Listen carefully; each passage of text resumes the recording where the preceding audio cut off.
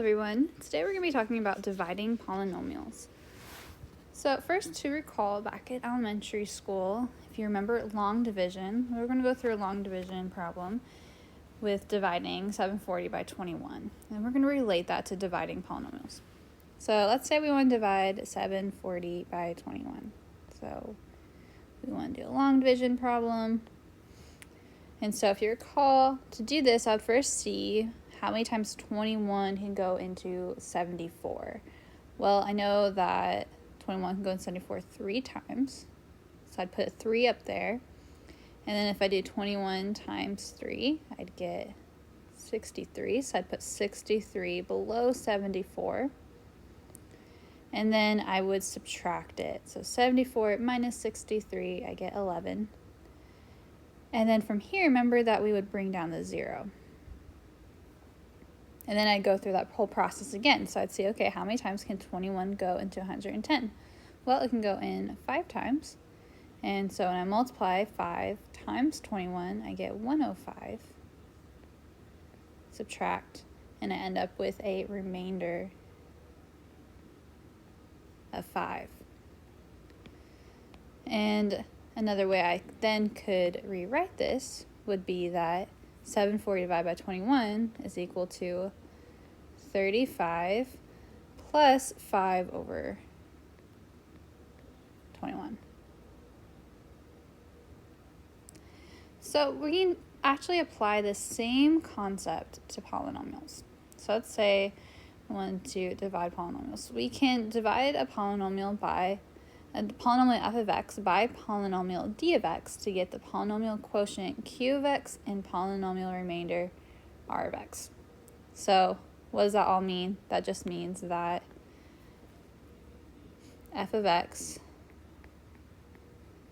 is equal to my divisor d of x times quotient q of x plus my remainder r of x. And so looking at this, if r of x is equal to 0, then f of x would actually just equal to d of x times q of x. So that would mean that my polynomials d of x and q of x are factors of f of x. And that's because there was a remainder of 0. Now when we're dividing, one thing we need to be careful of is we want to make sure all polynomials are in standard form.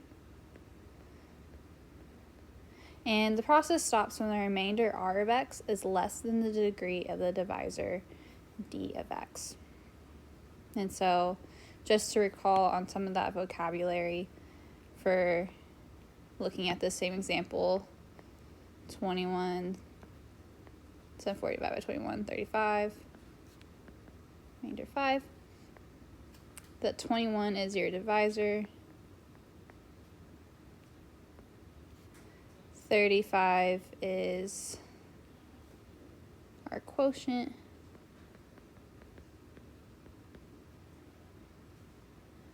And 5 is the remainder. Okay, let's go through a few examples. So I have 2x to the 4th plus 3x cubed plus 5x minus 1 divided by x squared plus 3x plus 2. What is the quotient and remainder? So I'm going to first go ahead and set up my long division. So I have x squared plus 3x plus 2. And I want to divide that by, or divide that into 2x to the 4th plus 3x cubed plus 5x minus 1. So to start this, you're going to kind of go about it just like what we did with this long division. With 21, I first went to see how many times it went into 74. So I'm going to do that same thing here. I'm going to see how many times x squared plus 3x plus 2 goes into this 2x to the 4th plus 3x cubed plus 5x. And so a simple way to go ahead and figure out what you need to multiply is to take that first term, 2x to the 4th, and divide it by the first term here, the one with the bigger power. So if I do 2x to the 4th divided by x squared, I get 2x squared. So that means I'm going to multiply by 2x squared first. And so when I do that, if I multiply each of these terms by 2x squared, I get 2x to the fourth, so these match up like I want them to. 2x squared times 3x, I get 6x cubed. And then 2x squared times 2, I get 4x squared. And then now I'm going to go ahead and subtract this entire polynomial from above. And so when I do that, my 2x to the fourth minus 2x to the fourth cancels. 3x cubed minus 6x cubed, I get negative 3x cubed. And now here I have a problem. 5x minus 4x squared. Those aren't like terms, so I can't subtract them. Whenever that happens, we actually need to add a term up here. So I'm going to rewrite this. I'm missing my x squared term, so I'm going to instead replace this with 0x squared. And then put my 5x minus 1, so that I can now go ahead and subtract these.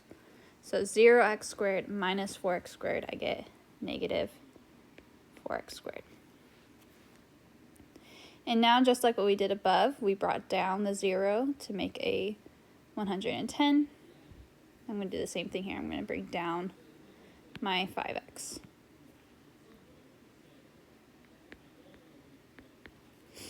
And now I'm going to go through this process again. So now I'm going to try to make negative 3x cubed. So I need to figure out what I need to multiply x squared by to get negative 3x cubed. Again, we can go ahead and just divide them. So negative 3x cubed divided by x squared, I get negative 3x. So I'm going to go ahead and multiply everything by negative 3x. So negative 3x times x squared, I get negative 3x squared. Negative 3x times 3x, I get negative 9x. And then negative 3x times 2, I get negative 6x. And then now I'm going to go ahead and subtract this whole thing. So negative 3x cubed minus negative 3x squared. So this should be cubed. There we go. That cancels out like we want. Negative 4x squared plus 9x squared, I get 5x squared. And then 5x plus 6x, I get 11x. And now I start the whole process again. Bring down my 1, negative 1 now. And now I see to get from x squared to 5x squared, I need to multiply by 5. And so now I'm going to multiply this 5 into my divisor. So I have 5x squared. 3x times 5, I get 15x. And 5 times 2, I get 10. And I'm going to subtract that whole thing. So 5x squared minus 5x squared, I get 0. 11x minus 15x, I get negative 4x.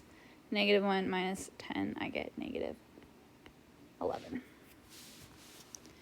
And so now I can write my answer. My quotient is this 2x squared minus 3x plus 5. That's my quotient.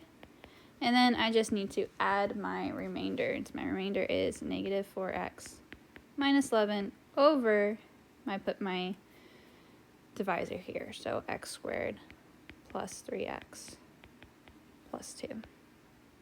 And that's my remainder. Okay, let's look at another one. Here I have x cubed minus x squared minus 2x plus 8 divided by x minus 1. So x minus 1.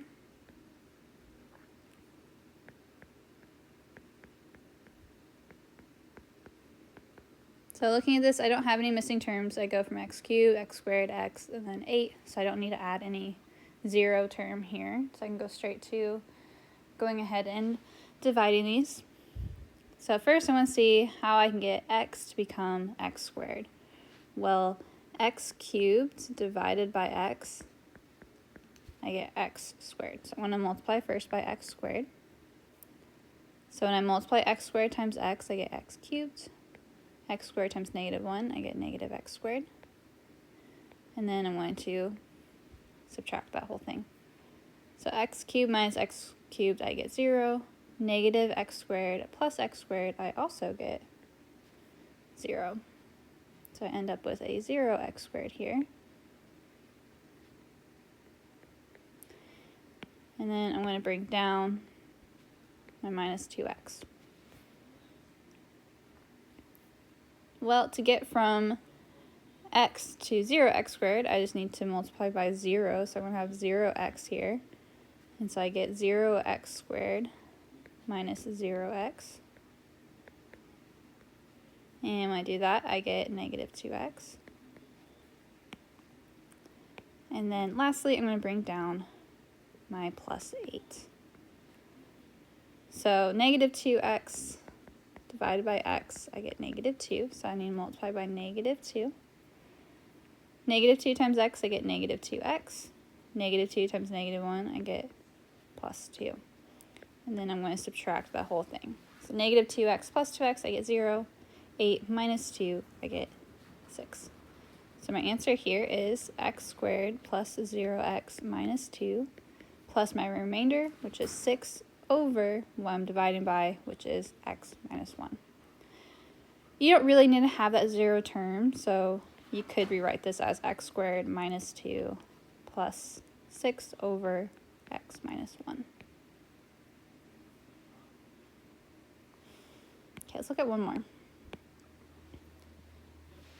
Now this one says, is x squared minus 2 a factor of p of x is equal to x to the fourth minus x squared minus 2? If it is, write p of x as a product of two factors. So we know this is a factor if the remainder is 0. So I'm going to divide these and see if I end up with a remainder of 0.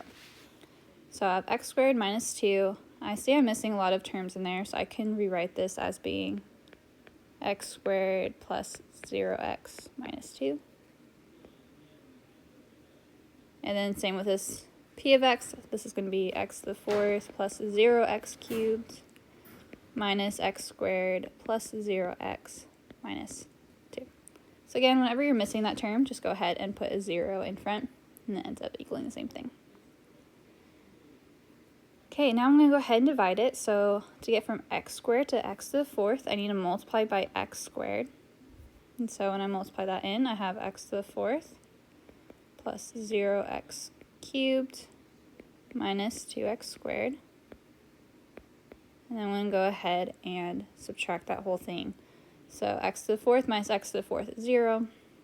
Then I have 0x cubed, negative x squared, plus 2x squared, I get plus x squared. And then I'm going to bring down my 0x. Okay, for x squared to become 0x cubed, I need to multiply by 0x. And so when I multiply 0x with my divisor, I get 0x cubed plus 0x squared minus 0x. And now when I subtract that whole thing, I end up with x squared plus 0x. And then I'm going to bring down my minus 2. Now x squared become x squared. I don't really need to multiply anything that's equal to each other, so that means I'm just multiplying by 1. And so I end up with x squared plus 0x minus 2. And when I subtract those, I end up with 0.